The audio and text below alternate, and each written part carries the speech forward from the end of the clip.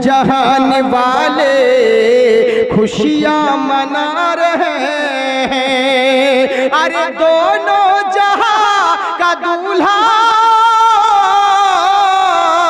दोनों जहां का दूल्हा तशरीफ ला रहे हैं। हर सू जहान वाले खुशियाँ मना रहे हैं।